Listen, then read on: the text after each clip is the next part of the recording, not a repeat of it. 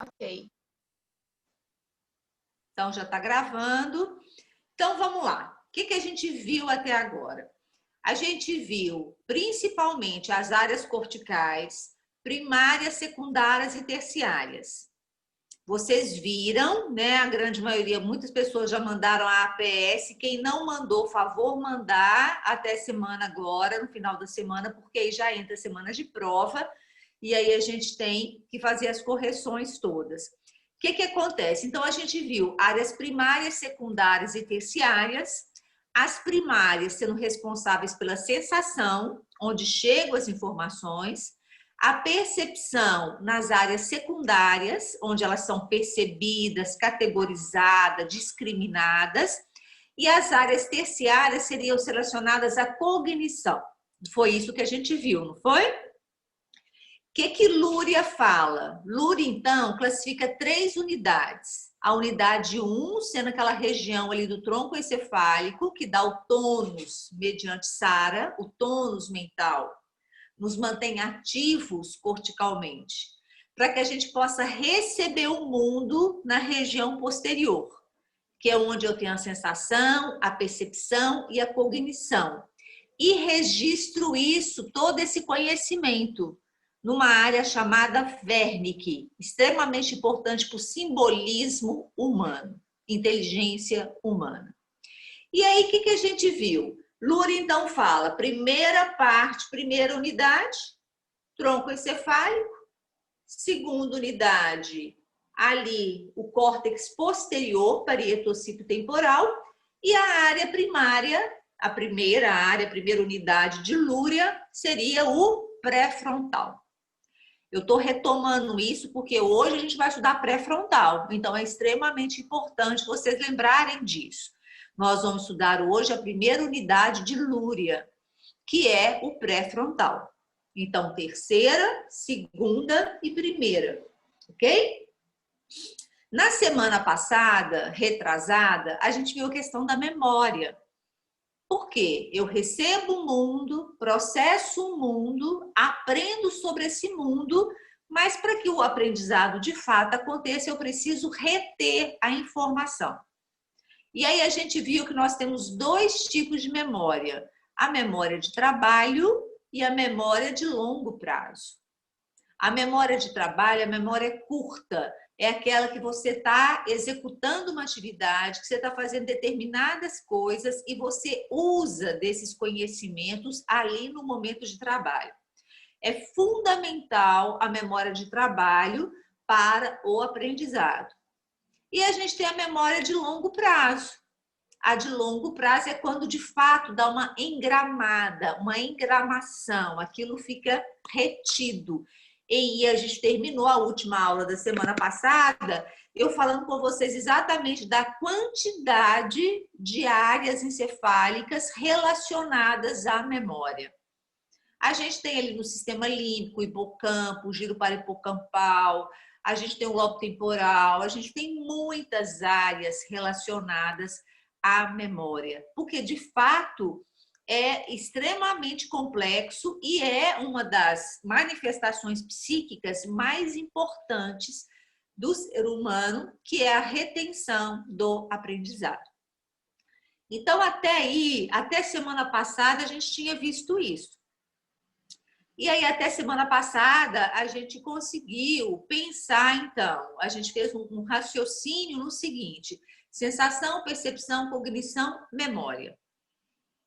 Agora a gente vai estudar a primeira unidade de Luria. Luria fala que o pré-frontal é aquela área que é estratégica para o ser humano, porque é a última área a ser mielinizada, é a última área a ser desenvolvida.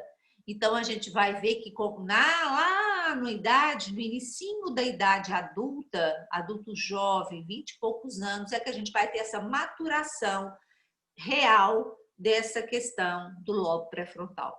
E para vocês que serão psicólogos, é uma região extremamente importante, porque é nela que está, nessa região pré-frontal, que está a nossa personalidade, os nossos valores éticos, morais e culturais e religiosos. A religião está aí, esse balizamento de valores que a gente tem, é certo, é errado, eu posso, não posso, eu devo, não devo, será que vale a pena, não vale a pena? Será que eu vou infringir alguma lei? Será que isso é pecado, não é pecado? Né? Então, toda essa parte de monitoramento da ação humana, ela é pré-frontal. E aí, o que Lúria fala? Eu tenho a área 1 que prepara, a área 2 que recebe o mundo e a área 3 que resolve o que vai fazer com essas informações do mundo. E isso nada mais é do que função executiva. Então, as funções executivas, o que fazer e como fazer, tá? Então, a gente vai ver que é uma das partes, né, do pré-frontal, uma das funções do pré-frontal mais importantes para a gente poder dar sequência na questão né, da cognição das funções psíquicas humanas. Vocês estão me ouvindo bem? Tá tranquilo? Tranquilo. Tá tranquilo? Então, vamos lá.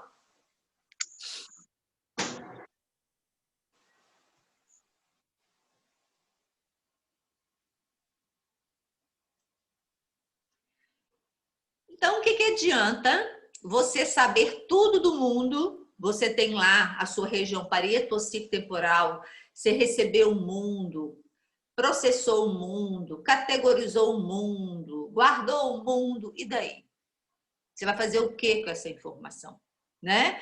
Então, as funções executivas, eles comparam como se fosse uma grande orquestra, o sistema nervoso todo seria uma grande orquestra, né? E o que acontece? As nossas funções cognitivas superiores, pensamento, atenção, memória, percepção, linguagem, não funcionariam bem se não existisse as funções executivas. Eu tenho tudo isso, só que eu tenho que ter um grande maestro. É como se, então, eles comparam com uma orquestra, eu tenho vários músicos com suas potencialidades, mas não adianta ele tocar super bem, mas para o conjunto funcionar bem, ele tem que ter alguém que organize todos esses músicos. E, no caso, seria uma função que organizaria todas as nossas habilidades cognitivas. Então, o que a gente tem discutido muito hoje na neurociência é que você pode ser o primeiro da turma, você é o cara, você sabe tudo de neuropsicologia, você já aprendeu tudo de neurofisiologia, neuroanatomia, tudo. Mas você não tem maturidade para lidar com esse conceito. Então, muitas vezes o que acontece com o adolescente, ele tem o conhecimento teórico, mas ele não tem habilidades sociais para lidar com esse conhecimento que ele tem. Então, enquanto psicólogos, uma questão que a gente tem que estar sempre discutindo com vocês é aquela questão, será que uma menina, né? Eu não estou fazendo apologia a aborto e nem a prisão de adolescente, não estou fazendo nada, não prisão adolescente, né? Mas uma coisa que a gente tem que pensar, uma menina de 10 anos, ela teria o lobo pré-frontal maturado, mielinizado, a ponto dela optar por ter um filho ou não? Ela daria conta de fazer uma decisão tão madura dessa, né, tão ampla e tão séria dessa forma?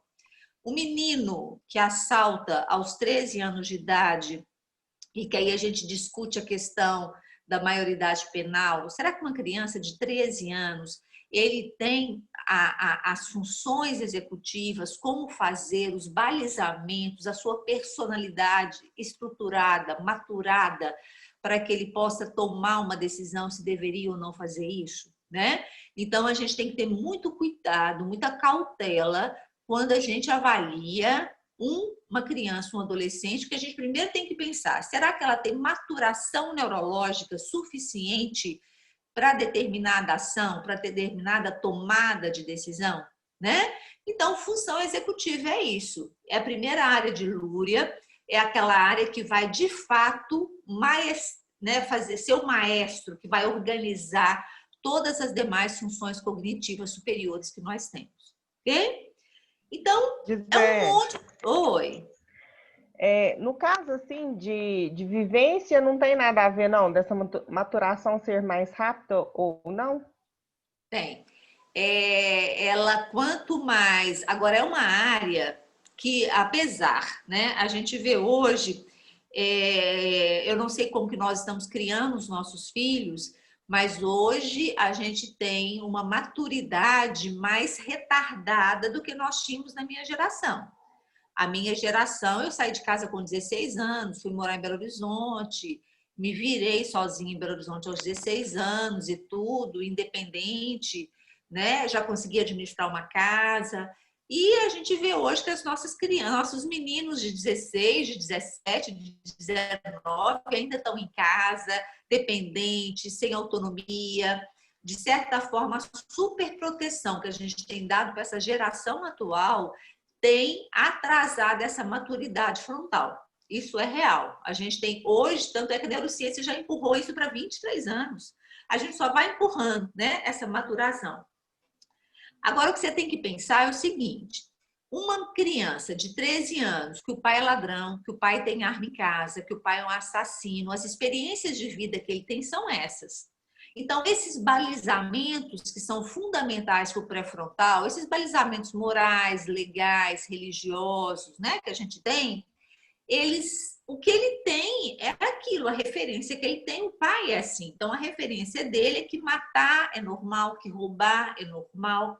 Então, é esse conteúdo de experimento de vida que ele tem. Então, para ele, isso não tem problema algum. Matar não tem problema algum. E aí a gente sabe que a depender das responsabilizações que esse adolescente foi pegando ao longo da vida, aí sim a gente tem uma maturação mais rápida nesse sentido, porque ele é obrigado a tomar decisões mais precoces, a se posicionar mais precocemente. Então a gente vê que, como é uma questão, nós somos culturalmente, socialmente formados, a cultura, a sociedade, a religião está aí nesse lobo frontal. Então, depende da gente, né? Fazer com que eu tenha uma maturidade mais rápida ou mais lenta. Mas, por nossa culpa, a gente está retardando isso aí, né? O que essas funções executivas faz? Abrange todos os processos de focar, direcionar, regular, gerenciar, integrar funções cognitivas, emoções e comportamentos, visando a realização de tarefas rotineiras e resolução de problemas. Isso é que Luria falava, o pré-frontal faz isso, o pré-frontal gerencia. Isso chama funções executivas. Então, o que nós vamos ter nessa região? Habilidade de direcionar comportamentos a metas. Por exemplo, eu, Gisele, quero trocar meu carro em 2021. E quero mesmo, é verdade. Se eu quero trocar meu carro em 2021, o que eu tenho que fazer? Eu não sou milionária. Eu tenho que fazer o quê? Poupança. Então, eu tenho que... Fica, né? Eu tenho que deixar de jantar à noite, de sair, de comprar roupa, porque eu vou direcionar o meu comportamento a uma meta, comprar um carro novo. Isso chama controle inibitório. Eu tenho que controlar, inibir, para que eu possa ter uma meta. Quando chegou lá no ano que vem, eu olhei minha grana e falei, não vai dar para comprar o carro que eu queria. Então, eu vou comprar um modelo mais simples. Isso chama flexibilidade cognitiva, que são uma das coisas que a gente vai ver aqui agora na função executiva. Eu tenho que ter um controle inibitório em direção a uma meta. Eu tenho que ter flexibilidade cognitiva para entender que muitas vezes eu não vou conseguir o que eu gostaria ou que eu posso fazer de outra forma, tá? A função executiva, então, ela vai direcionar esse comportamento, ela vai avaliar a eficácia, a adequação desse comportamento, abandonar a estratégia ineficaz. Não deu certo? Vou pensar em outra estratégia, né? De modo que eu possa resolver os problemas de imediato, de médio e de longo prazo, tá? Esse é o Leandro Malloy. O Leandro Malloy, ele foi de Nice, ele é da UFMG, ele participou da minha banca do mestrado. Ele é muito interessante, que o Leandro estuda muito função executiva, então é uma pessoa que quem puder ler, os textos do Leandro são muito bons, tá? Então, o que é função executiva? é o conjunto de processos que dão suporte aos nossos pensamentos, às nossas emoções, ao nosso comportamento. São extremamente sofisticadas, que permitem ao indivíduo desempenhar ações voluntárias, independentes. Oi, Hipólito, o nome dele está tem o nome dele na nossa referência, mas o nome dele eu vou pôr aqui para você copiar. Tá aqui, ó. Leandro Malloy, aqui, ó. Leandro Malloy Diniz. Leandro Malloy Diniz. Copiou, Hipólito? Obrigado. Ele é muito bom, ele é da UFMG, ele é bem interessante. E aí, o que acontece? Eu vou autorregular a minha ação, eu vou auto-me organizar e vou me orientar para a meta específica. O que um indivíduo maduro faz? Isso, gente, né? A gente teve tempo para receber o mundo, a gente processou o mundo, a gente aprendeu sobre o mundo, a gente tem memória sobre esse mundo, mas e daí?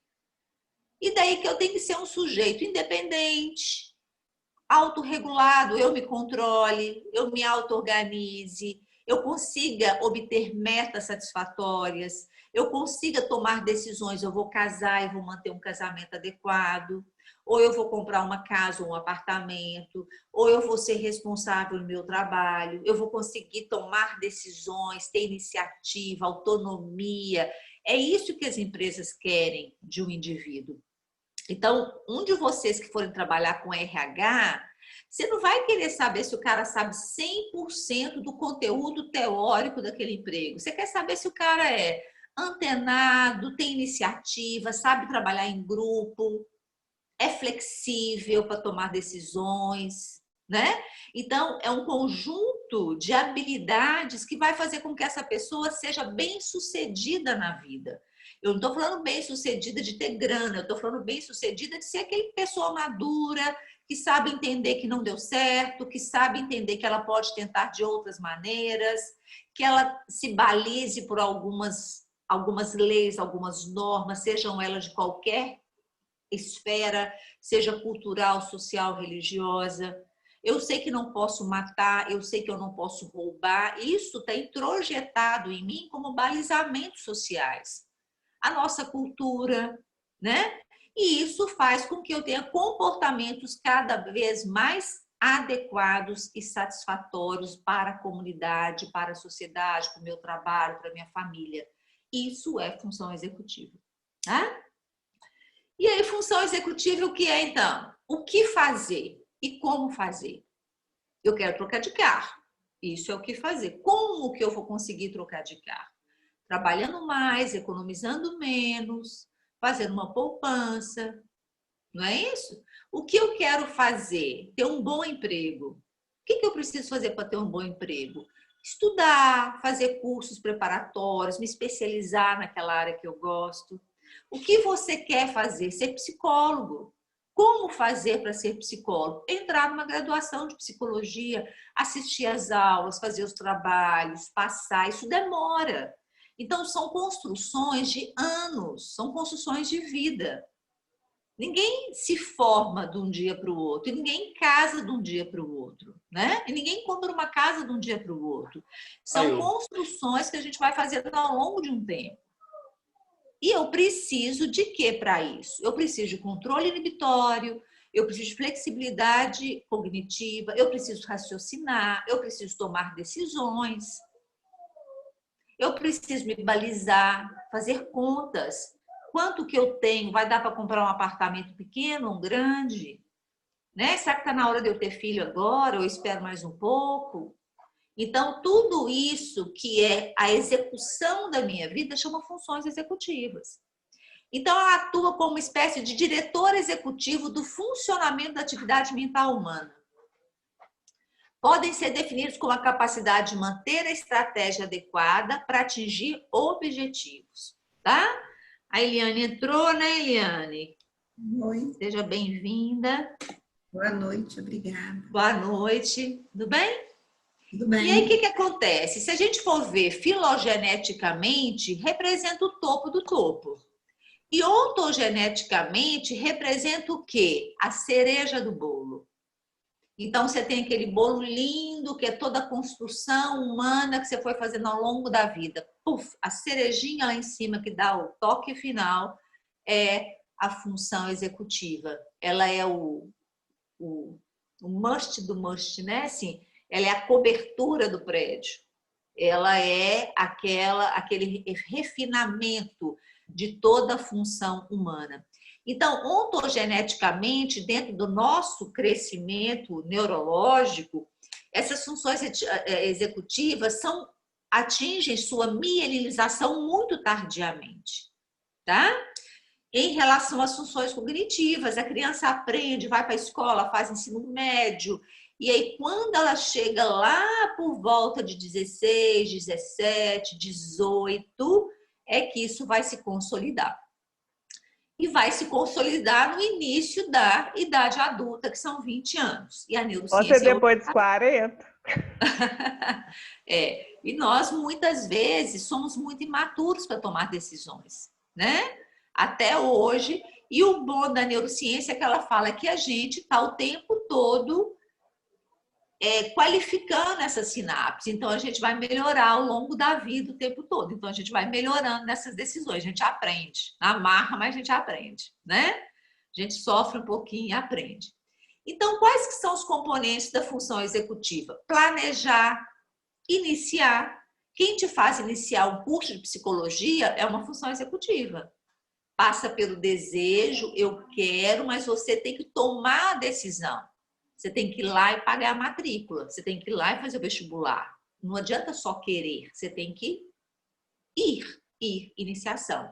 Controle inibitório, a gente vai ver hoje um pouquinho aquele teste do marshmallow, para vocês verem o que é controle inibitório. Automonitoramento, a gente se automonitora o tempo todo. Eu estou fazendo certo, não estou? Vou atingir meu objetivo dessa forma, não vou? Será que se eu fizer de outra forma vai ser melhor? A flexibilidade cognitiva, tem gente, iniciativa, isso mesmo. E é o que as empresas querem, é isso. O que as empresas querem é funções executivas. Quer o cara ali que vai iniciar, que vai planejar, que vai tomar decisão assertiva, que vai ter flexibilidade cognitiva, né?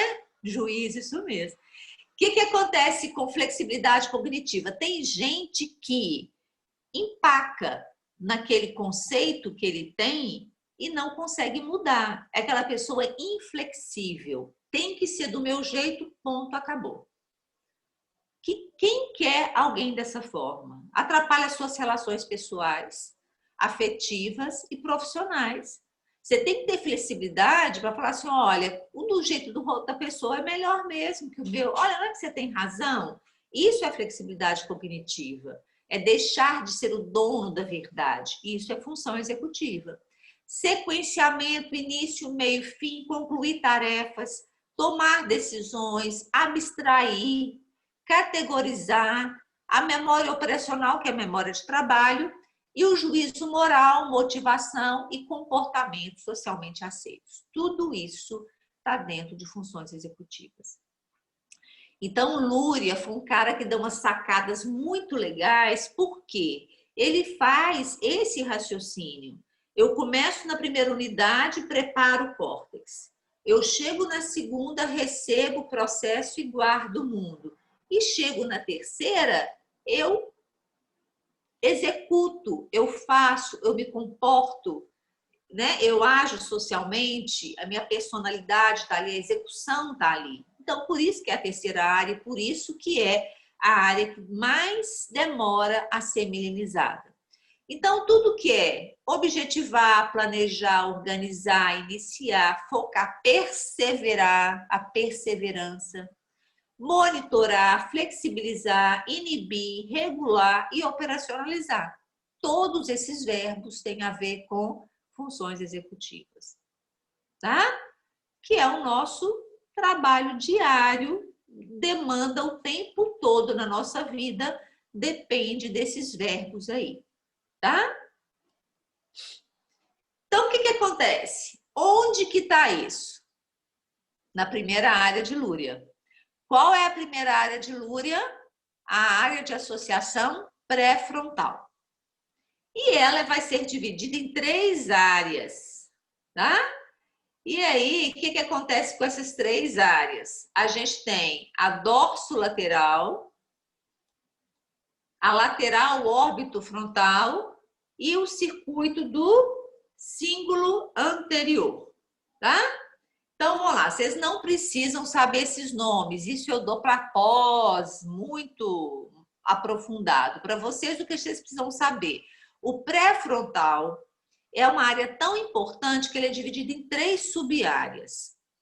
Todas nessa região aí, que está aí, que vocês estão vendo pré-frontal, né? O que acontece com esses circuitos? Oi? É para ter o slide disso ou você está falando sem slide? Ah, peraí. Ué, parou de passar? Não, eu que estou viajando, tá aqui o slide. Para mim tá aparecendo. Porque eu estou vendo ele aqui. Aí, o que acontece? O que acontece aqui? Eu tenho, né, o circuito dorsolateral, aqui estão eles, olha. Nessa imagem aí da esquerda, o dorsolateral lá em cima. O ventro lateral no meio e o órbito mais perto do olho, órbito frontal. São 3 áreas, então é como se fosse uma próxima do olho, uma no meio e uma mais em cima. 3 áreas. Essas áreas, cada uma tem uma funcionalidade específica. Então, o que essa dorsolateral fala? Estabelece meta, planeja, soluciona problema, afluência verbal. Lembram onde que está Broca? Broca está aqui, ó, nessa regiãozinha aqui, ó, onde eu estou passando o mouse. Categorização, memória operacional, então a nossa memória de trabalho está aí nessa região. Monitorar o aprendizado, atenção e tomada de decisões. Então, tá vendo que é uma área extremamente importante. Estabelece meta, planeja, toma decisões, soluciona problemas, memória de trabalho. Tá aí, nessa região, órbito, ó, dorso lateral. A lateral órbito frontal é conectada com a área de processamento cognitivo e emocional, está envolvido com alguns aspectos do comportamento, como empatia, cumprimento de regras e automonitoração. Essa área, gente, ela tem um circuito muito ligado ao sistema límbico, que é para me monitorar, que é o circuito de recompensa. Então, por exemplo, né, estava muito calor esses dias, hoje está até mais fresquinho. Mas esses dias estava muito calor, você compra um pote de sorvete. Você quer comer o sorvete inteiro. Aí, pelo seu sistema límbico, você quer comer o pote inteiro. Quem vai te automonitorar? Essa área órbito-frontal, que ela fala, calma, já tá bom, deixa um pouco para amanhã, deixa um pouco para fulano, né? Ela começa a automonitorar o nível de prazer, essa busca de prazer que a gente faz, tá? A questão da empatia, de você se colocar no lugar do outro, é nessa região, tá? E o símbolo anterior é relacionada com a motivação. Tá? Motivação. Como é que eu me motivo para iniciar, para monitorar o meu comportamento? Então, se eu estou motivado, eu vou ficar atento àquela questão, né? Eu vou selecionar aquilo que mais me importa para que eu possa me manter atento de acordo com a minha motivação, tá? Então, olha só, a primeira lá em cima tem mais a ver com essas questões da operacionalidade da nossa vida, pensar, tomar decisões, flexibilidade, né? Essa coisa toda. A ventrolateral, ela tem mais essa questão da automonitoração e empatia, e a de baixo, que é a questão da motivação. Por que ela está aí? Porque ela está muito próxima do sistema límbico. E aí é uma área que vai trazer para a gente as motivações de vida, tá? Boa noite, Eliane. Tudo bem? Ah, a Eliane já tinha entrado. E aí, o que acontece então? Vamos voltar lá, eu vou ser repetitiva, porque isso é extremamente importante. Nem todo aluno que tem muito conhecimento na região parieto-occipital-temporal, nas áreas terciárias de associação parieto-occipital-temporal, nem sempre aquele aluno que tem mais recursos intelectuais vai ser o melhor profissional. Por quê? Porque ele pode ter uma imaturidade na região pré-frontal. E é o pré-frontal que tem a ver com essa habilidade que nós temos de utilizar meu conhecimento em prol do meu dia a dia. De conviver bem com as pessoas, de ser empático com as pessoas, de entender as leis, de entender as regras culturais e religiosas, iniciar autonomia, iniciativa, habilidades sociais. Isso tudo é pré-frontal, né? Então, tem um professor lá na Federal, é o Vitor, ele sempre fala, não queira ser aquele aluno que tira 100, 100, 100, 100. Fique na média, mas seja um cara com maturidade, com vivências sociais, para que você possa seguir regras, ter controle inibitório, para que você, de fato, possa ter um sucesso na vida profissional, pessoal e social. Ok? O que acontece, então, quando eu não tenho essa área muito bem desenvolvida? Tá? Eu vou ter uma série de manifestações. Tem um caso, que é um dos casos mais famosos que a gente tem, que é o caso gay, que vocês já viram ele, não já, gente? O caso gay, que o cara da ferrovia dos anos 1800 e alguma coisa. Vocês lembram disso? Estudaram isso? Não, tô lembrada, não. Eles estavam construindo nos Estados Unidos uma ferrovia, lá nos anos 1800 e alguma coisa. Tá? Eu vou mostrar a foto para vocês. E aí, o que acontece? Uma haste lá, teve uma explosão, entrou no lobo frontal e saiu do lado aqui desse cara, né, o gay lá. O que acontecia? Ele trabalhava na ferrovia e era um cara super introspectivo. Ele era tímido, ele seguia religiosamente o horário de trabalho, ele tinha todo metódico, né? Aquela coisa toda certinha, muito certinho, e ele sofre esse acidente e, inesperadamente, porque nos anos lá 1800 e alguma coisa não tinha a tecnologia que a gente tem hoje, conseguiram tirar a haste, ele perdeu um pedaço do lobo frontal, do pré-frontal. E o que aconteceu? Ele se tornou um indivíduo que completamente diferente do ponto de vista do seu comportamento, da sua personalidade. Ele passou a ser relapso com horário, irresponsável, engraçado, falava palavrões que ele nunca falou, não conseguia seguir regras mais, então assim, mudou drasticamente o seu comportamento, a sua personalidade. E provou, então, que lesões frontais têm a ver com esse tipo de função. O que acontece? Quando a gente tem os pacientes lobotomizados, que se tira-se, né, um bife, né, tira um pedaço do lobo frontal, a gente tem um paciente que também apresenta de iniciativa, ele fica apático, ele não consegue tomar decisões, ele não tem flexibilidade cognitiva, não tem regras sociais e morais. Então, o que acontecia nos hospitais psiquiátricos? Os pacientes lobotomizados... Oi? Desculpa te interromper, mas a lobotomia hoje, ela é proibida ou ainda é praticada? Ela é praticada, assim, raríssimas vezes. Eu só vi nos anos 80... Eu fiquei no Raul Soares, em 88, eu vi vários lobotomizados. E eu só fui ver outra lobotomia em 2000, mais ou menos, aqui no Bento Mene, que uma paciente foi encaminhada para um estado, eu não sei se é Mato Grosso, Goiás, foi para algum lugar que essa paciente foi para fazer uma lobotomia. Mas não se faz mais. As questões éticas não permitem mais. E a gente também sabe que não né? O caso Finis Gake mesmo. Eu vou mostrar para vocês o caso dele, Rubens, isso mesmo, tá? Ela, enquanto feita, ela ainda era feita nos últimos casos, que você tem conhecimento, era pelo globo ocular? Não. Aqui eu assisti, eu via lá do Raul Soares, eles faziam uma coroa aqui, ó.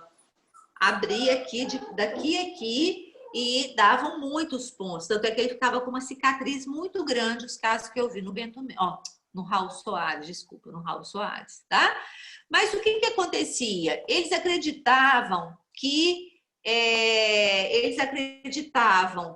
a lobotomia melhoraria a qualidade de vida dessas pessoas, e não melhorava. De fato, melhorava o comportamento mais impulsivo, mas o paciente se tornava um estorvo, porque ele não conseguia tomar decisões, ele não conseguia ter esse sequenciamento de pegar um copo, beber água e guardar a jarra. Ele perde os balizamentos morais, então ele defecava, fazia xixi, tirava a roupa em qualquer lugar.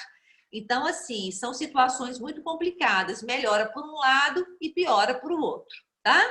Eu vou mostrar o caso Gake para vocês. O nosso tempo está acabando.